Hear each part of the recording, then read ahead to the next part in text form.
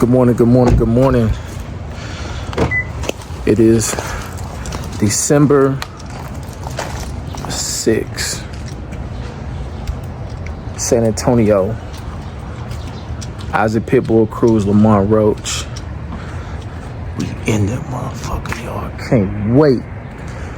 I cannot wait, yo. I had a long night last night. I used to run San Antonio back in the day, y'all. I went to Texas State, so we used to come up here. At least I used to come up here. I used to spend the holidays and stuff like that with my friends instead of going all the way back home. But it feels good to be back in San Antonio. It's a big fight tonight.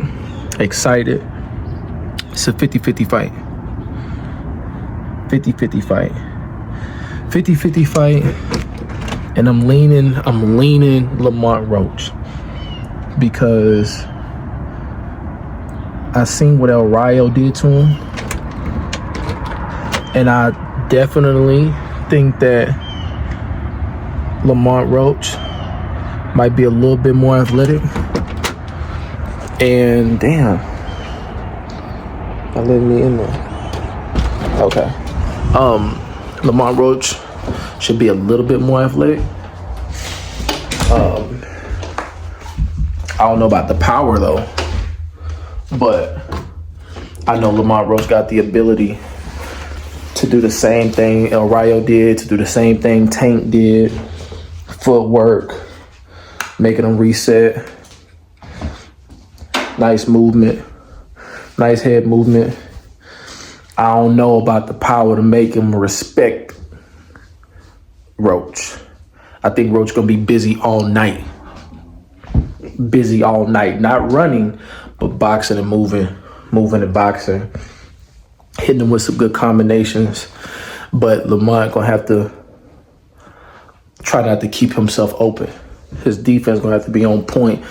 Pitbull got tight defense, real tight defense, very simple.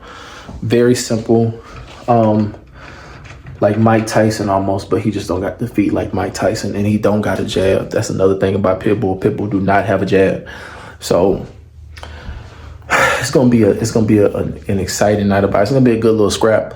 You also got Cool Boy Steph. He missed weight, unfortunately. He going up against another Texas native. You got Anasari Lara, I'm so excited to see him fight. I can't believe, I didn't even know he was on the card until like later on. So I'm excited to see him.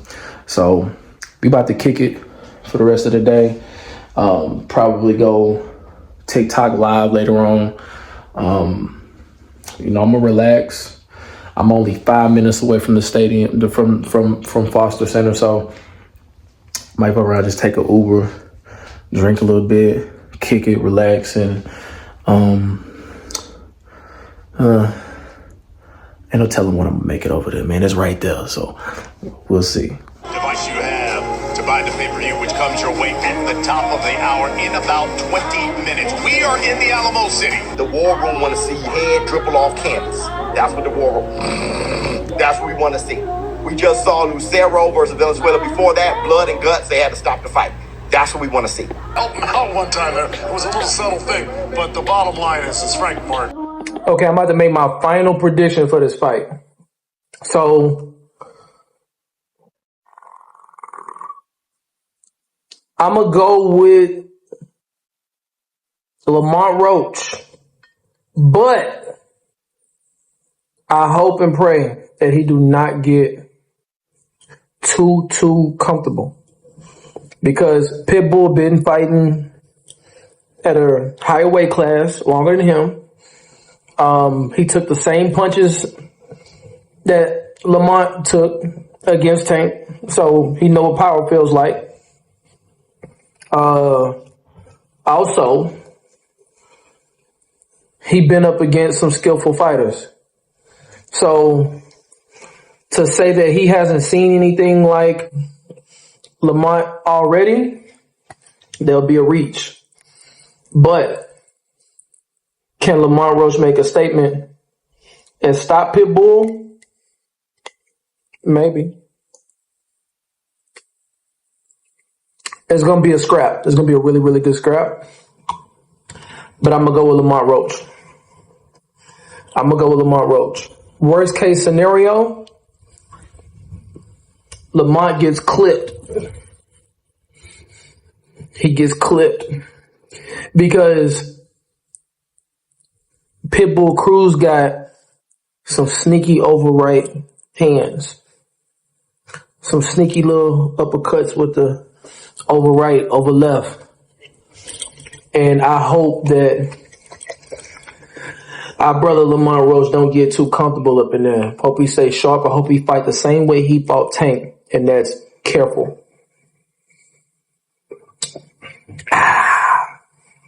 But I got Lamont Roach pulling it out. Shout out to Frank Martin. He just won. He just made some noise at 140 with that knockout. And so we're going to see how this thing look. I would like to see Frank Martin against either Keyshawn Davis or Lamont Roach after this. Either way, Frank Martin just put his name right back in the mix because he's in a new weight class and he just knocked dude out the way he did. We're going to have fun tonight. We're going to see what the night brings.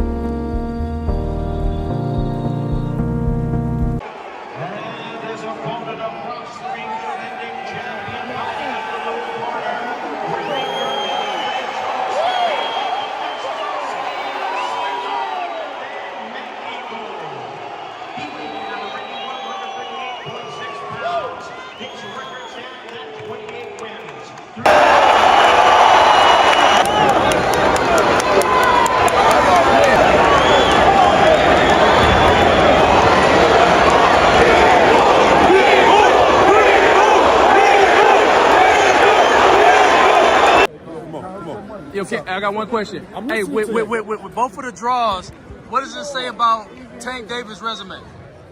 With both of them, good. Tank is real good. He's the best in the division when he's fighting.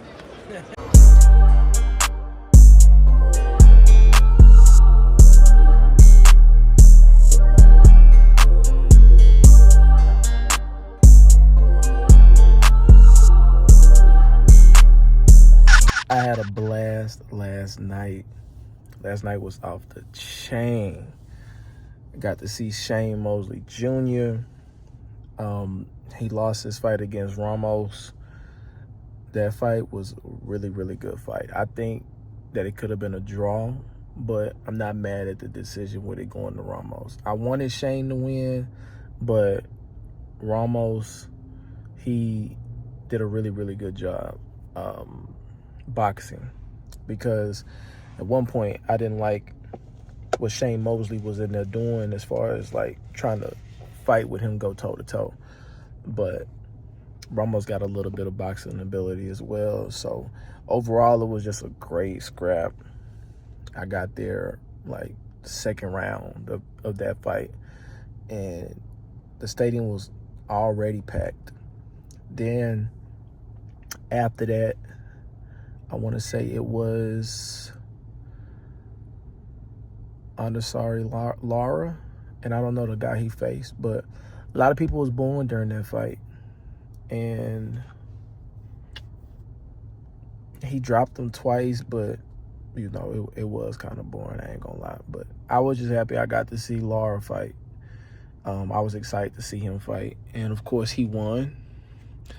one of the great Cuban fighters. A lot of people say he beat Canelo Alvarez, and I agree with that. I watched that fight. But it was good to see Lara. Then the fight that really, really had people talking, and that was Stephen Fulton, a.k.a. Cool Boy Steph, versus Ushaki Foster. I need to get his name right because he's from Texas. He represents Orange, Texas, so definitely got to get his name right. But he pitched a shutout against Cool Boy Steph. Nobody got dropped, but it looked like he probably could have stopped Steph. It looked like he probably could have stopped him. He made it look like a sparring session, to be honest with you. And I just want to say shout out to both of those guys. You know, Steph, it wasn't like he was running. He was fighting. He tried his best, but the better man won. And that was Foster. Foster came out to that Trade of Truth. You know, Foster don't even really have a big name. A lot of people say he a boring fighter. But I'm actually going to, you know, make sure I stay on top of his career and check out what he got going on, because for him to do that to Cool Boy Steph, I think he deserves a little bit more recognition in the boxing world, at least. But yeah, that was the co-main event of the fight of the night, which was Lamont Roach versus Isaac Pitbull Cruz. The atmosphere was crazy when these two fighters came out. It was crazy. It was off the chain. Of course, it was a Pitbull crowd, San Antonio. The Hispanics was definitely holding it down. But, you know what I'm saying, it was our people in there too. Turn it up. So it was a great night, great vibes. Wasn't like people was in there really fighting and shit like that. But guns came out blazing. First round, first 10 seconds. And Lamont Roach got dropped. I think the difference maker in that fight had to be the point deduction that Pitbull caused himself, you know what I'm saying, hitting below the belt. It was a knockdown in the second round. You know, Lamont's hand touched the canvas. He got off balance, hand touched the canvas. I don't think he was hurt. You know what I'm saying? Just got knocked off balance, hand touched the ground. Nothing really too crazy. Lamont did a little bit of both. He was banging with him for a little bit, and then he went to sticking and moving, turning him. And one thing I noticed about Pitbull in this fight is that he was using his jab a little bit more, and he was showing some footwork. So it's definitely something that he was working on, or has been working on, because, you know, you saw in the Tank Davis fight, you saw in the El Rayo fight, people with feet, it's easy to, you know what I'm saying, just beat them on the scorecards that way. I think that Pitbull was hurt a few times. I thought that he was slowing down, and I thought that Lamont Roach was going to probably be able to drop him, stop him, or something. But it's cool. It's a draw. It says a lot about Tank Davis' resume. The people that they say are bums, the people that they don't really want to give him credit for. This is actually, you know what I'm saying, proving that theory wrong, in my opinion. And as far as Lamont Roach, you know what? I'm a fan of I'm a fan of Lamont Roach now.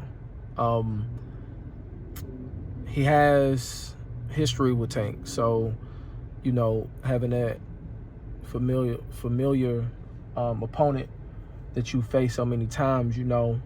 And then on top of that, Tank even said it himself, Tank and his coach, that Lamont Roach was going to be his toughest fight. And, you know, Lamont lived up to that. But I think him having a draw with Pitbull, actually, especially at a different weight class, it says a lot about the dog that Lamont really is. You know, he's sitting there in the pocket banging with Pitbull. And, you know, he went to war. He did 24 rounds with 2 of the best boxers in the lightweight division. So, you know, shout out to Lamont Roach. Shout out to all the content creators in the boxing community.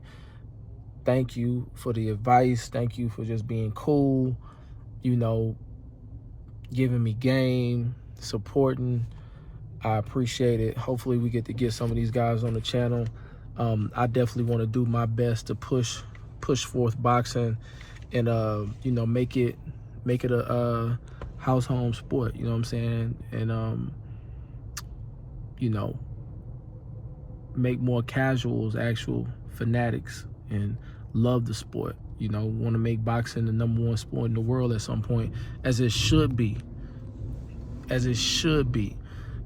Your favorite football players, your favorite basketball players, they be at the fights.